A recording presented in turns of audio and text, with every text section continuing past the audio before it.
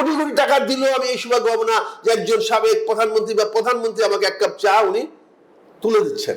আজকে বিএনপির যে অর্জন, আজকে সারা দেশব্যাপী যে বিএনপির যে ঘরে ঘরে বিএনপির নেতা কর্মী আছে, তা একমাত্র দেশমাতা খালেদা জিয়ার সৃষ্টি। দেশমাতা তো আমার নেতা, আমি পৃথিবীর যেখানে থাকি না, যেই দলে করি না কেন, দেশমাতা খালেদা জিয়া আমার নেতা। সুপ্রিয় দর্শক শ্রোতা, দেশবার্তা টকশো থেকে আপনাদের সবাইকে স্বাগত জানাচ্ছি। আমি নিজামুল হক বিপুল। আপনারা প্রতিদিন সন্ধ্যায় আমাদের এই অনুষ্ঠান দেখে থাকেন সন্ধ্যা 7টায়। প্রতিদিনই সমসাময়িক বিষয় নিয়ে আমরা আপনাদের সামনে হাজির হই।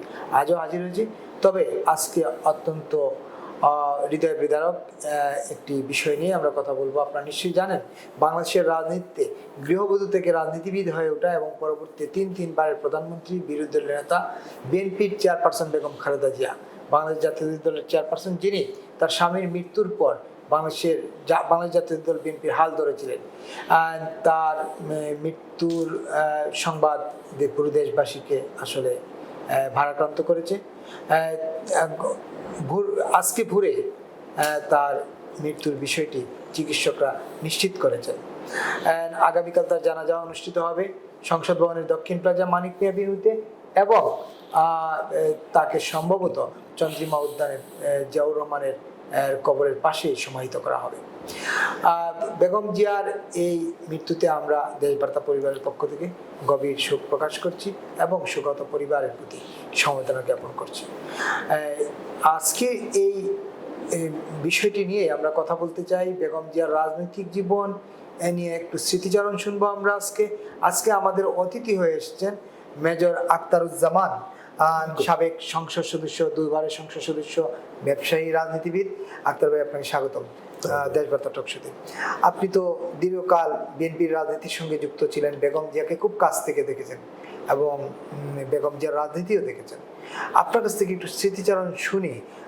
দীর্ঘ রোগ ভোগের পর প্রায় 1 মাস 7 দিনের মাথায় আজকে তিনি মারা গেলেন এভার কেয়ার হাসপাতালে।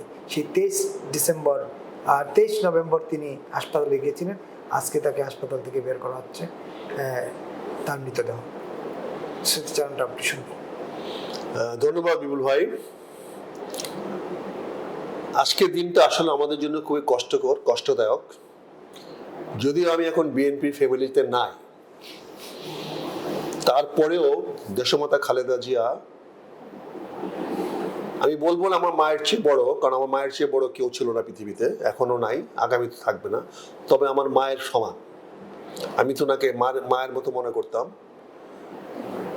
আজকে এই হৃদয় বিদারক দিনে আপনি আমাকে ডেকেছেন। আসলে আজকে আমার কথা বলার কিছু নাই। দেশমাতা খালেদা জিয়া নিয়ে কথা বলার মতো যোগ্যতা আমি এখন অর্জন করতে পারি নাই। বাংলাদেশে উনি কি ছিলেন এটা দেশের জনগণ জানে, এদেশের মানুষ জানে। আপনি একটা ছোট্ট কথা বলেছেন যে গৃহবধূ থেকে উনি ক্ষমতায় আসছেন। আমি এখানে বিনয়ের সঙ্গে বলছি, উনি গৃহবধূ না, উনি জিয়া রহমান, রাষ্ট্রপতি প্রেসিডেন্টের স্ত্রী, ফার্স্ট লেডি। উনি কিন্তু যখন দলটা, এই বিএনপিটা ভেঙে যাচ্ছিল, ধ্বংস হয়ে যাচ্ছিল, তখন তিনি তার ঘর থেকে বেরিয়ে এসে এই দলের দায়িত্বভার নিয়েছিলেন। সেদিন যদি দলের দায়িত্বভার না নিতেন, তাহলে এই বিএনপি অনেক আগে মুসলিম লীগ বা অন্তপক্ষে এই হোসেন মোহাম্মদের জাতীয় পার্টির মতো অবস্থা হয়ে যেত। কিন্তু উনি দৃঢ়ভাবে, অত্যন্ত দৃঢ়তার সঙ্গে এই দলটাকে তুলে এনেছেন। আজকে বিএনপির যে অর্জন, আজকে সারা দেশব্যাপী যে বিএনপির যে ঘরে ঘরে বিএনপির নেতা কর্মী আছে, তা একমাত্র দেশমাতা খালেদা জিয়ার সৃষ্টি। জিয়া রহমান দলের জন্ম দিয়ে গেছেন, এই দলে গঠনতন্ত্র দিয়ে গেছেন, দলে কাঠামো দিয়ে গেছেন, কিন্তু দলটাকে জনমানুষের কাছে পর্যন্ত পৌঁছাতে পারেন নাই। তার আগে ওনাকে চলে যেতে হয়েছিল প্রাসাদ ষড়যন্ত্রের কারণে, বহির্বিশ্বের ষড়যন্ত্রের কারণে। দেশমাতা খালেদা জিয়া অত্যন্ত দৃঢ়তার সঙ্গে উনি দলটাকে সংগঠিত করেছেন এবং দলটাকে উনি যতগুলো পদক্ষেপ নিয়েছেন, ওনার নিজের চিন্তা থেকে, নিজের ইচ্ছা থেকে, আমি তার পাশ থেকে দেখেছি, তার প্রতিটা চিন্তা, প্রতিটা পদক্ষেপ ছিল নির্ভুল। কিন্তু মানুষ তো একা চলতে পারে না, মানুষ সবসময় একটা সঙ্গ নিয়ে চলে। এই জন্য আমরা অনেক সময় বলি সঙ্গ দোষে আমরা নষ্ট হয়ে যাই। দেশমাতা খালেদা জিয়া একসময় ছিল বাংলাদেশের ক্রিম পলিটিশিয়ানরা ওনার সঙ্গ ছিল, যেমন মির্জা গোলাম হাফিজ, কর্নেল মুস্তাফিজ, জেনারেল মাজিদুল হক, সালাম তালুকদার, এই ধরনের ক্রিমগুলো ওনার পাশে ছিল। চারপাশে ছিল। এয়ার গনি, এয়ারগনি, এস এম ইউসুফ চিটাগাংয়ের, এই সমস্ত লোকগুলো ছিল একদম নির্লোভ, নির্মোহ এবং দেশের জন্য নিবেদিত। ওরা দেশের জন্য যা ভালো তাই চিন্তা করতেন, তাই ওনাকে অ্যাডভাইস করতেন। ওনারা ব্যক্তি স্বার্থ কি মন্ত্রী হবেন না হবেন, কারণ মন্ত্রী হওয়ার যোগ্যতা তাদের সবার ছিল। তারা এমন একটা পর্যায়ে ছিল যে তাদেরকে কাউকে মন্ত্রী বানাইতে হতো না।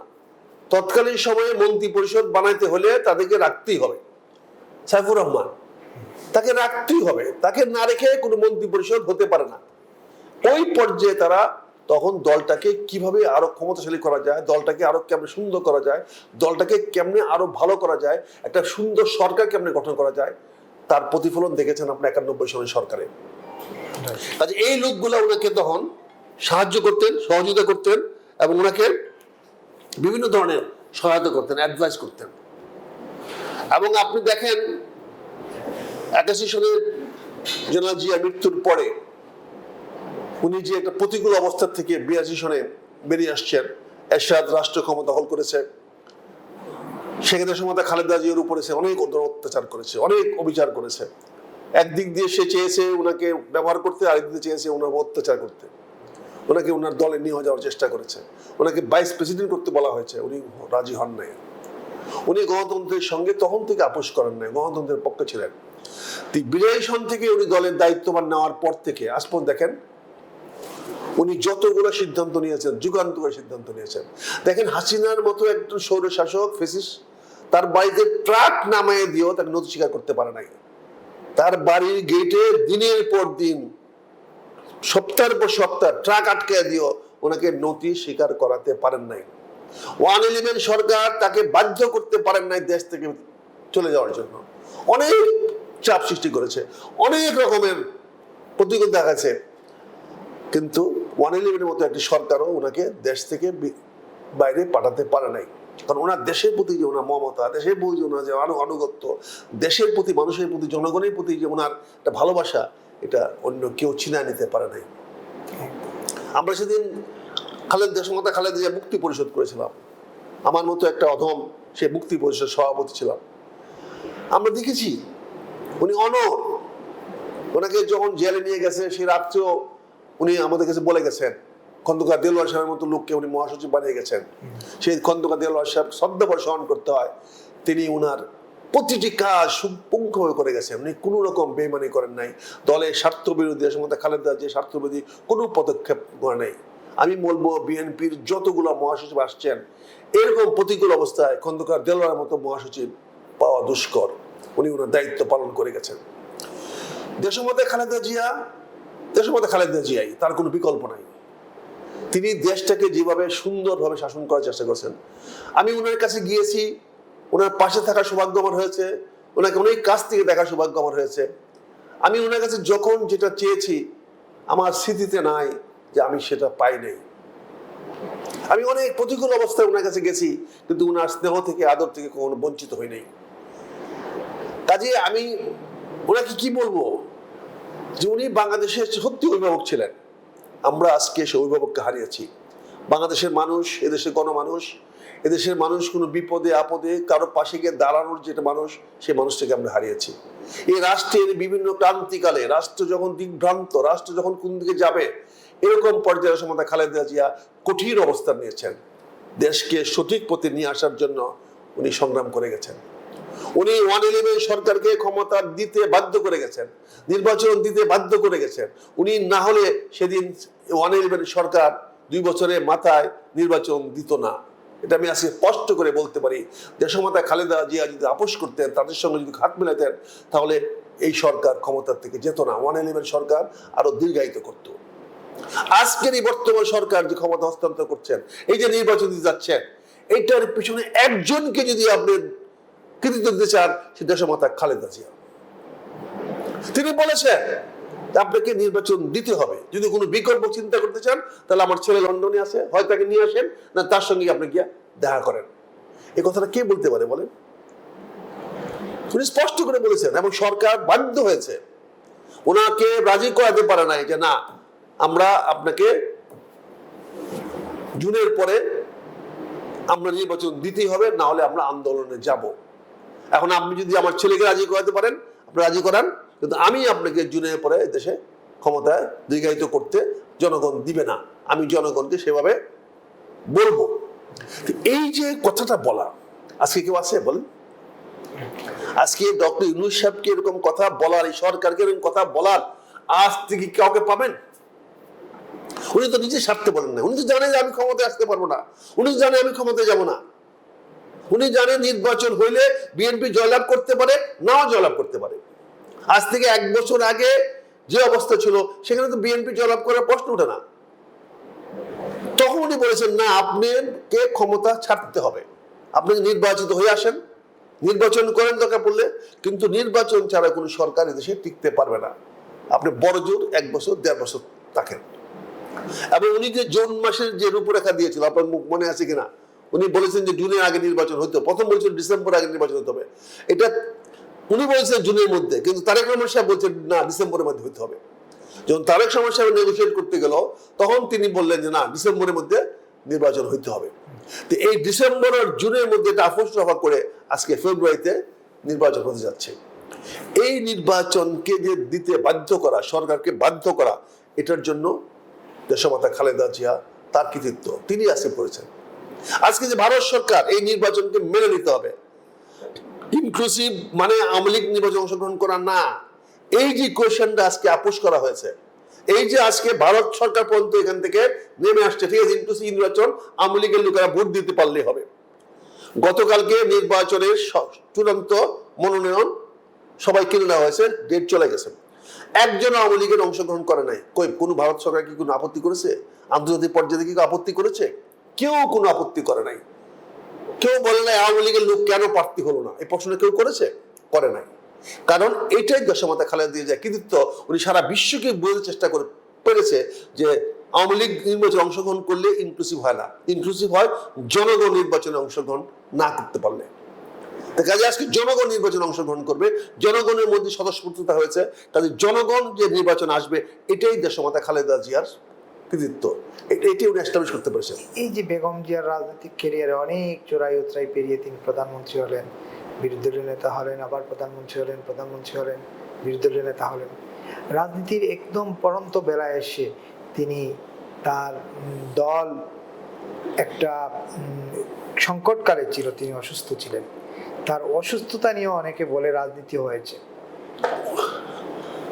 এটা তো উনি করেন নাই, আপনি যে কথাটা ইঙ্গিত দেওয়ার চেষ্টা করছেন, দেশমাতা খালেদা জিয়া গত মাসের নভেম্বর মাসের 23 তারিখের পর থেকে অবচেতনে আছেন।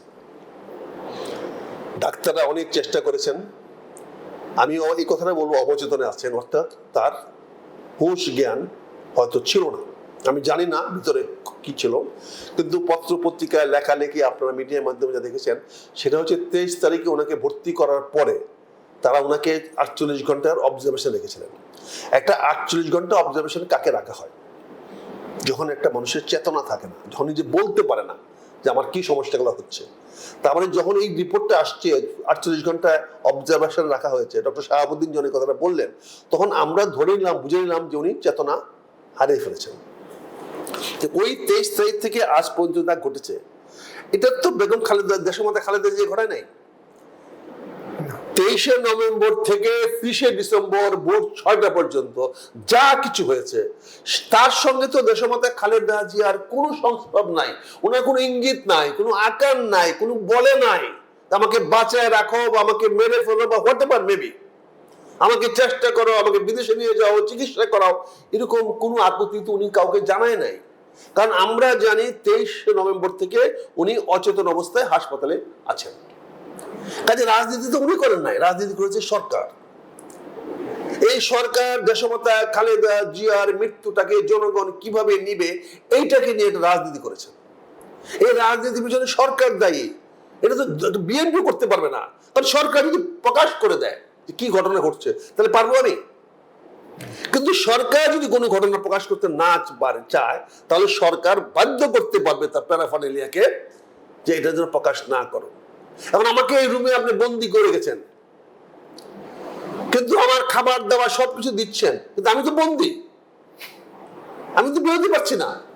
আপনি বাইরে যদি বলেন ভালো আছে, তা মানুষ তাই মনে করতে হবে।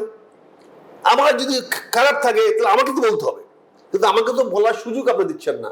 তাহলে এই রাজনীতিটার সঙ্গে দেশমাতা খালেদা জিয়ার কোনো সংস্রব নাই। সরকার কেন এই রাজনীতিটা করতে গেল তাকে নিয়ে? সরকার এখানে একটা ঝুঁকি নিতে চাচ্ছিল না। সরকার ভাবছিল যে দেশমাতা খালেদা জিয়ার মৃত্যু সংবাদটা এক ধরনের একটা স্ফুলিঙ্গ হয়ে যেতে পারে, যেটাতে জনগণকে আটকে রাখা সম্ভব নাও হতে পারে। কারণ নির্বাচনটা যে হবে এটা তখনও সুস্পষ্ট ছিল না। 2 মাস আগেও নির্বাচনটা যে হবে এটা জনগণের সামনে সুস্পষ্ট ছিল না। এবং দেখেন মৃত্যু সংবাদটা কখন আসলো, যখন স্পষ্ট হয়ে গেল, সকল দ্বিধাদ্বন্দ্ব শেষ হয়ে গেল যে নির্বাচন হবেই, এবং সরকার মনোনয়ন পত্র জমা দেওয়ার জন্য 1 ঘন্টা সময় বাড়ায় নেই। অথচ সময় বাড়ানোর জন্য অনেক যুক্তি ছিল, অনেক গ্রাউন্ড ছিল। আপনি দেখেন এখন পর্যন্ত জোটগুলো ফাইনাল হয় নাই। এখন পর্যন্ত দেখেন চরমনের পীর সাহেব 300 আসনে মনোনয়ন দিয়েছেন। বিএনপি এখন অনেকের সঙ্গে জোট ফাইনাল করতে পারে নাই। তার মানে রাজনৈতিকভাবে তারা সময় চাইতে পারতো, 5 দিন 7 দিন সময় চাইলে সেই সময়টা কিন্তু 12 ফেব্রুয়ারিকে নির্বাচন সঠিক রেখেও দেওয়া যেত। কারণ 20 তারিখ হলো শেষ দিন, আগে 20 জানুয়ারি। তার আগে এই 20, 22, 23, 25 দিন কি করবেন আপনি? এখানে ইচ্ছে করলে 3 দিন 5 দিন 7 দিন বাড়ানোর সুযোগ ছিল। কিন্তু সরকার প্রমাণ করতে চেয়েছে যে না, আমরা নির্বাচন নিয়ে কোনো রকম তালবাহানা করবো না, কোন রকম সন্দেহ রাখবো না, নির্বাচন সঠিক সময়ে হবে। এবং এই বিষয়টা সুনির্দিষ্ট হওয়ার পরে আপনি জানেন ঢাকা শহরে গতকাল থেকে, গত দুপুর থেকেই আপনারা সবাই জানেন, সোশ্যাল মিডিয়াতে প্রকাশ হয়ে গেছে যে দেশমাতা খালেদা জিয়া হয়তো আর নেই। হয়তো শব্দটাও ছিল না গতকালকে নিউজে, সোশ্যাল মিডিয়াতে। আপনি জানেন, একটু আগে আপনার সাথে কথা হচ্ছিল, আপনি বলছিলেন আপনি রাত্রে জানেন উনি সকালে মারা যাবেন। না না না, আমি বলছি যে রাত্রে ওনার ছেলে এবং ছেলের বউরা গিয়েছেন একেবারেই সংকটাপন্ন অবস্থায়। তাহলে ছেলের বউ রাত্রে গিয়েছেন, তাহলে রাত্রে গিয়েছেন, সকালে মারা যাবেন, এই বিষয়টা তো বাজারে চাউর হয়ে গেছে।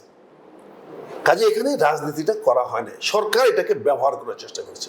সরকার যখন নিরাপদ হয়ে গেছে যে না, নির্বাচন সঠিকভাবে হবে, জনগণের সামনে প্রমাণ হয়েছে, এখন যদি কোনো কারণে নির্বাচন পিছায় যায় তাহলে দেশমাতা খালেদা জিয়ার ইন্তেকালকে দায়ী করা যেতে পারে। এই জন্য সরকার মোক্ষম সময়ে ভোর 6টার সময় ওনার মৃত্যু ঘোষণা করে দিয়েছেন। এবং দেখেন, আমার মা মারা যাবে, আমি পাশে থাকবো না, আমার পরিবার পাশে থাকবে না, আমার এত বড় দল তারা পাশে থাকবে না। তারা, আমি কি দেশমাতাকে হঠাৎ করে মারা গেছেন? ওনার যদি স্বাস্থ্যের অবনতি হয়ে থাকে, বাড়তে থাকে, তাহলে কালকেও তো আমরা রিপোর্ট পেয়েছি, রাতে 12টার সময় নিউজ পেয়েছি ওনার স্বাস্থ্য অপরিবর্তিত। প্রেসিডেন্ট কি জানি নাম, জাহিদ, এর থেকে জেড, শুরু থেকে শেষ, সে ঘোষণা দিয়েছে যে ওনার স্বাস্থ্য অপরিবর্তিত আছে। অবনতি তো বলে নেই, তো অপরিবর্তিত থাকলে 6টার সময় কি করে উনি মারা যান? কাজে এই যে বিষয়টা, কিন্তু আপনি জানেন গতকালকে সবাই ঢাকা শহরে সন্ধ্যার সময় বিকালবেলা সবাই কথাটা বলা বলি করছিল। কাজে সরকার এখানে কি করেছে? আর যদি দল চাইতো তাহলে দল সবাই তো কি বসে থাকতো, উনি তো সামনে মারা যেতেন। যখন একটা লোক মারাই যাচ্ছে আর কিছু হবে না, তখন সেখানে তো আত্মীয় স্বজনকে বসে থাকবে, খুব স্বাভাবিক, একদম কাছে মাথা ধরে রাখবে, হাত ধরে রাখবে, মাকে কান্না করবে, বাবা যারা ছেলে মেয়ে আছে কান্না করবে। আমরা কি সেই দৃশ্যটা দেখতে পেলাম? একটা কৃত্রিম দৃশ্য দেখলাম না আমরা, একটা কৃত্রিম দৃশ্য দেখলাম। ছেলে সন্তানরা মা বেটির সামনে দাঁড়ায় আছে সোজা হয়ে, অ্যাটেনশন হয়ে। এটা কি কৃত্রিম না? একেবারে। তার মানে এক জায়গায় দাঁড়িয়ে আছি, হয়তো ওনার দেহটা আরেক জায়গায়, কিন্তু দুইটাকে আমরা এআই দিয়ে একখানে করেছি। এই জিনিসগুলো তো জনগণের মধ্যে একটা বিরূপ প্রতিক্রিয়া সৃষ্টি করেছে। এই সরকার এটাকে রাজনীতি করার চেষ্টা করেছে, এই জন্য আজকে এটা দেওয়া হয়েছে। আজকে 30শে জুন, 30শে ডিসেম্বর সকাল 6টায় উনি মারা গেছে। এখন হায়াত মত আল্লাহর হাতে, মারা যাবেন। তো এই মৃত্যুটা হৃদয় বিদারক, আমাদের কষ্ট দেয়। আমি আজকে বিএনপি না করতে পারি, কিন্তু দেশমাতা তো আমার নেতা। আমি পৃথিবী যেখানে থাকি না, যেই দলে করি না কেন, দেশমাতা খালেদা জিয়া আমার নেতা। শহীদ রাষ্ট্রপতি জিয়াউর রহমান আমার নেতা, তাদের আদর্শ আমি লালন করি, পালন করি। হয়তো বিএনপি থেকে পালন করতে পারি নাই, হয়তো সময় খালেদা জিয়ার স্বপ্ন, তার ইচ্ছা আমি পালন করতে পারি না বিএনপি থেকে। আজকে আমি স্বাধীন, আমি দেশমাতা খালেদা জিয়ার ইচ্ছা, চিন্তা, ভাবনা আমার মতো করে আমি এখন আমার যে দলে যোগদান জামাত ইসলামে যোগদান করেছি, সেখানে তাদেরকে বলতে পারবো যে এটা ছিল ওনার চিন্তা, আসেন আমরা এইভাবে দেশটাকে সামনে আগায় নিয়ে যাই। উনি বাংলাদেশের ব্যাপারে ওনার সঙ্গে আমার অনেক বিষয়ে কথা বলার সুযোগ হয়েছে। আমার সঙ্গে আমি একদম দুর্লভ বলতে পারি, আমার প্রচন্ড সৌভাগ্য একটা দেশমাতা খালেদা জিয়ার সঙ্গে পাশে বসে কথা বলতে পারছি, খাইতে পারছি, বসতে পারছি, একসঙ্গে চা খেতে পারছি, ওনার ঘরে বানানো চা আমি খাইতে পারছি, উনি কাপ আমাকে আগায় দিচ্ছেন, ওনার ঘরে খাইতে পারছি।